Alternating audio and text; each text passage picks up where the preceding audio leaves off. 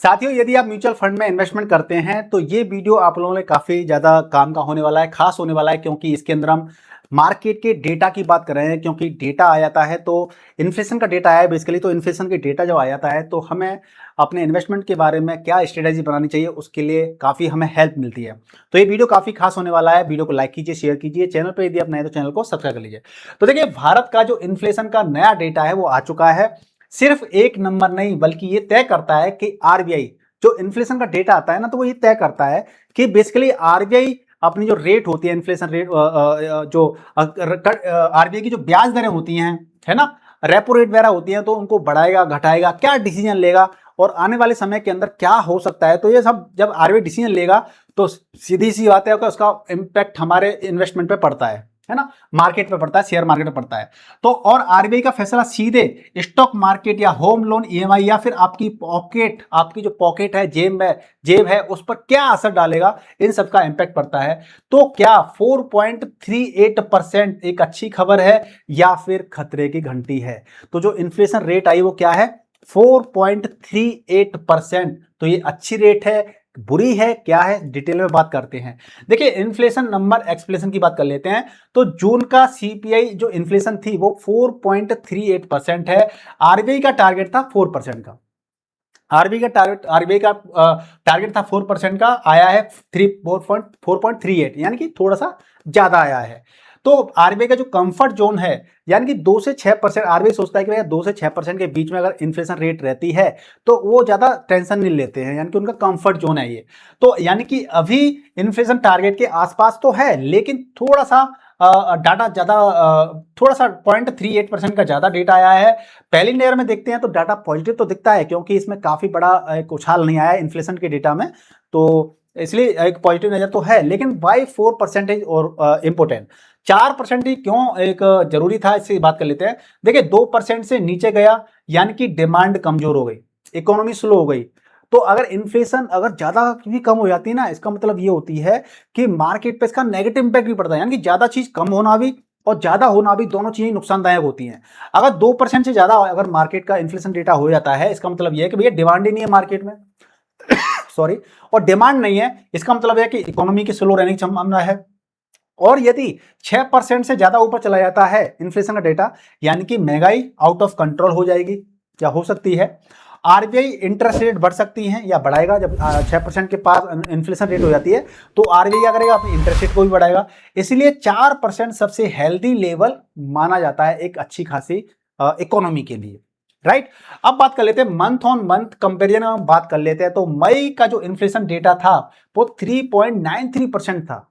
अब जून की बात कर लेते हैं तो ये 4.38% है, यानी कि मतलब कि इसका ये होगा कि पिछले महीने से इन्फ्लेशन बढ़ा है। अगर पिछले महीने से अगर इस महीने का कल्पना करेंगे तो इंक्रीज हुआ है लगभग 0.45% या 0.38% के आसपास क्या हुआ है, इसके अंदर बदलाव हुआ है। नहीं, पिछले महीने से देखेंगे तो 0.45% का इन्फ्लेशन बढ़ा है जून के महीने के अंदर, है ना।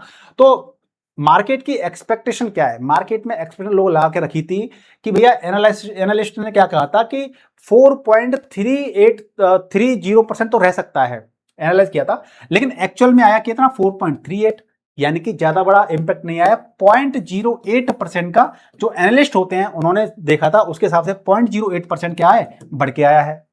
उम्मीद से थोड़ा ज्यादा इन्फ्लेशन आया तो है, इसलिए मार्केट इसे थोड़ा नेगेटिव मान सकता है। तो थोड़ा नेगेटिव आया है तो थोड़ा मार्केट भी क्या कर सकता है, इसको नेगेटिव मान सकता है, लेकिन बहुत बड़ा चेंज आएगा ऐसा कहना मुश्किल है। तो बिगेस्ट रीजन क्या है बिहाइंड इन्फ्लेशन के? पूरी कहानी जुड़ी है सिर्फ और सिर्फ किससे? क्रूड ऑयल से। तो क्रूड ऑयल की वजह से जो गोल्ड इंपोर्ट था उस पर ड्यूटी लगा दी, जिससे कि गोल्ड इंपोर्ट ना कर पाए। तो सारा जो खेल है ना, सारा जो इन्फ्लेशन का चक्कर चल रहा है, ये सिर्फ और सिर्फ क्रूड ऑयल की वजह से क्या हो रहा है, डिस्टर्ब हो रहा है।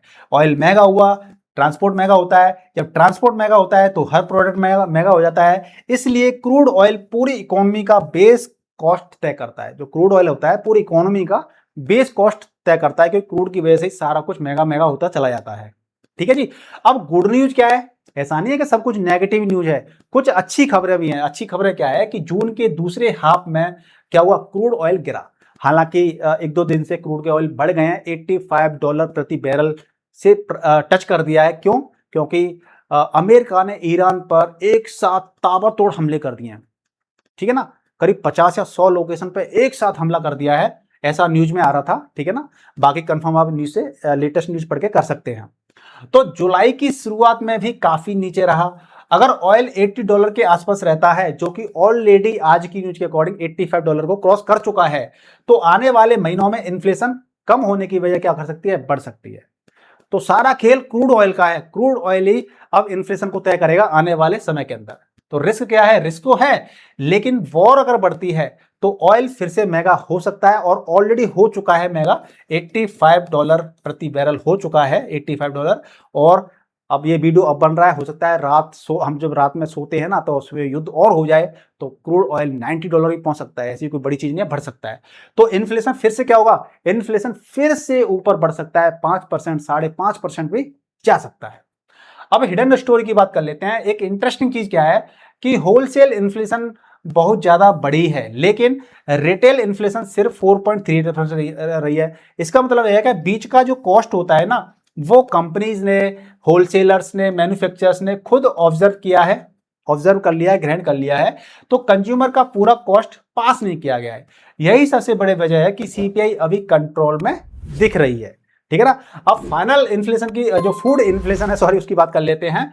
तो ओवरऑल इन्फ्लेशन क्या है, 4.38 है, लेकिन फूड इन्फ्लेशन 5% के आसपास है। यानी कि इसका मतलब सीधा सीधा ये है कि जो ओवरऑल इन्फ्लेशन है वो 4.38 है, लेकिन जो 5% क्या है, फूड की है। सबसे ज्यादा महंगाई खाने पीने की चीजों में बढ़ी है। तो जो खाने पीने की चीजें होती हैं वहां पर महंगाई ज्यादा बढ़ी है।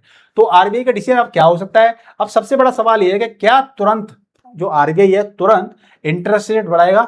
अभी नहीं बढ़ाएगा। क्यों? क्योंकि इन्फ्लेशन अभी भी कंफर्ट जोन में है, और इन्फ्लेशन इतना ज्यादा बढ़ के नहीं आया है जिससे कि आरबीआई चिंता करे और तुरंत एक्शन लेने पे मजबूर हो जाए। तो आरबीआई के पास अभी भी वेट करने का स्कोप है, वो इसको और डाइजेस्ट करने का प्रयास करेंगे। भैया कब तक हम डाइजेस्ट कर सकते हैं, कब तक इसको मेंटेन कर सकते हैं। जब लगेगा कि सिचुएशन आउट ऑफ कंट्रोल हो गया तो फिर दोबारा से वो डिसीजन ले सकते हैं आरबीआई। तो फ्यूचर आउटलुक की बात कर लेते हैं। अगर ऑयल स्टेबल रहा, वॉर नहीं बढ़ी, तो इन्फ्लेशन फिर 4% के आसपास आ सकती है। लेकिन अगर ऑयल 90 से $100 पहुंच जाता है तो रेट हाइक की संभावना श्योर है, बढ़ सकती है। अब मार्केट अपडेट इंपैक्ट की बात कर लेते हैं स्टॉक मार्केट के लिए। तो करंट डेटा जो भी है हमारा, तो न्यूट्रल टू स्लाइड पॉजिटिव है। क्या? क्योंकि यहां पर आरबीआई पर तुरंत से रेट बढ़ाने का दबाव नहीं है। तो मार्केट में जो डेटा है ना, हालांकि अमेरिका की और ईरान की वजह से शेयर मार्केट में 300-400 पॉइंट की गिरावट तो हुई है, लेकिन इसका इंपैक्ट इतना बड़ा भी देखने को नहीं मिल सकता, नहीं मिलेगा। लेकिन अगर युद्ध बढ़ता है, वॉर बढ़ती है, तो इसका इंपैक्ट मार्केट पे डायरेक्टली देखने को मिलेगा। तो पूरी रिपोर्ट का निष्कर्ष क्या है कि इन्फ्लेशन टारगेट के आसपास है, पिछले महीने से बढ़ा है, अनुमान से थोड़ा सा ज्यादा आया है। फूड महंगा हुआ है, यानी कि फूड की जो इन्फ्लेशन होती है वो महंगी आई है। ऑयल आगे सबसे बड़ा फैक्टर रहेगा। आरबीआई अभी जल्दबाजी में रेट नहीं बढ़ाएगा, आने वाले 2 से 3 महीने में समय में। तो आने वाला जो 2-3 महीने का समय होगा ना, वो ज्यादा अहम होगा, काफी खास होगा। तो साथियों, अगर आप म्यूचुअल फंड में इन्वेस्टमेंट करते हैं या शेयर मार्केट में इन्वेस्टमेंट करते हैं, तो आपको मार्केट पर नजर बना के रखनी है। कोई भी डिसीजन जल्दबाजी में नहीं लेना है, क्योंकि हालात अभी कुछ भी हो सकते हैं, क्योंकि डोनाल्ड ट्रंप साहब ने फिर से बॉम्ब गिराना शुरू कर दिया है, तो कुछ भी हो सकता है। तो साथियों, मिलते हैं नेक्स्ट वीडियो में एक नई इंफॉर्मेशन के साथ में। तब तक के लिए गुड बाय, टेक केयर, जय हिंद।